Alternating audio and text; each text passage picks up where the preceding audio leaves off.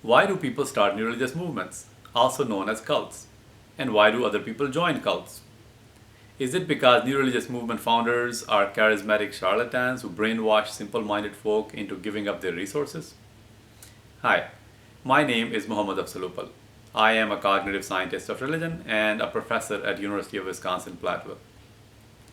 I grew up in Rabwa, Pakistan, the headquarters of the Ahmadiyya Muslim Jamaat, a new religious movement founded in 1889 in British India by Hazrat Mirza Ghulam Ahmad, who claimed to be the promised Messiah. My late father, Maulana Ali Hadar Upal, served as an Ahmadiyya missionary to Ghana, Gambia, and Canada.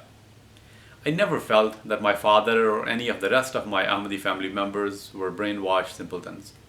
They were and still are among the most intelligent human beings I know. The leaders of the Ahmadiyya Muslim community also did not seem like charlatans to me. They looked like kind and benevolent people who loved their community.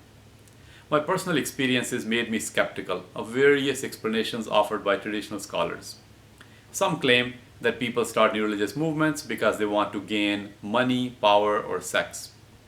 This makes no sense to me, because if you actually study lives of new religious movement founders, you find that most of them were opposed by the most conservative members of their communities, and they ended up losing all of their social capital to this opposition. Their friends, their relatives, and even close family members often abandoned them. For example, Hazrat Mirza Ghulam Ahmad's wife and his children repudiated his reform movement.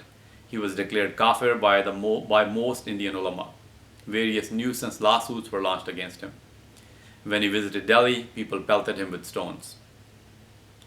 Other scholars argue that new religious movement founders suffer from various mental illnesses, such as epilepsy, which cause them to have delusions that God is talking to them and giving them access to some deeper truths.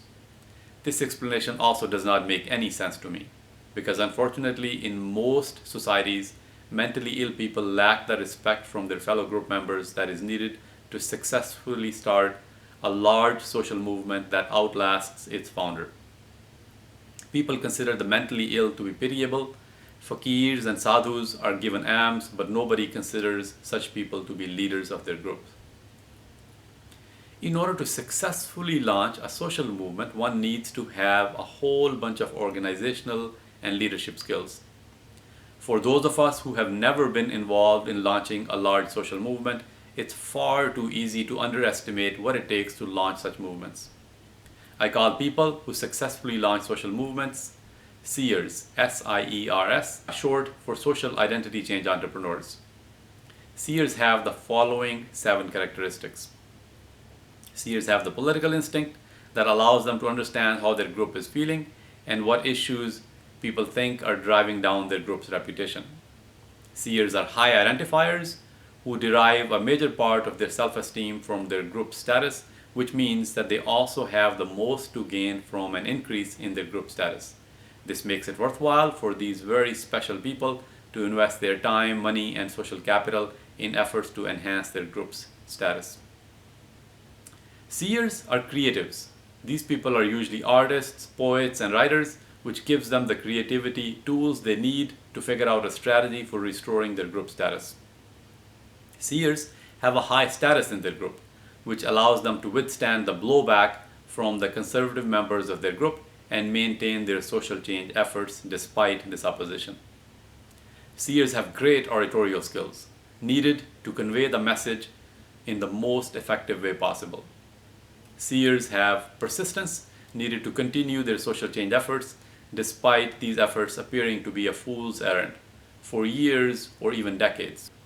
Seers have great marketing skills, needed to persuade large number of people to change their social identity beliefs.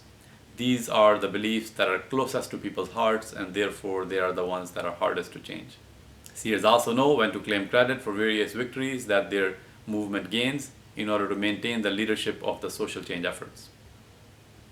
So not everybody can be a seer. Only very special people have all of the required skills that are needed to successfully launch a new religious movement. So next time somebody says that cult leaders are just hungry for power, money, or sex, or that they're just mentally ill people with epilepsy, challenge them. Tell them that this simply doesn't make any sense if you think about it seriously. There are millions of people around the globe who are mentally ill. Why don't all of them end up starting new religious movements if that's all it takes? There are millions of teenage boys around the globe who are more hungry for money, power, and sex than anybody else. Then why don't they all end up starting cults if that's all it takes?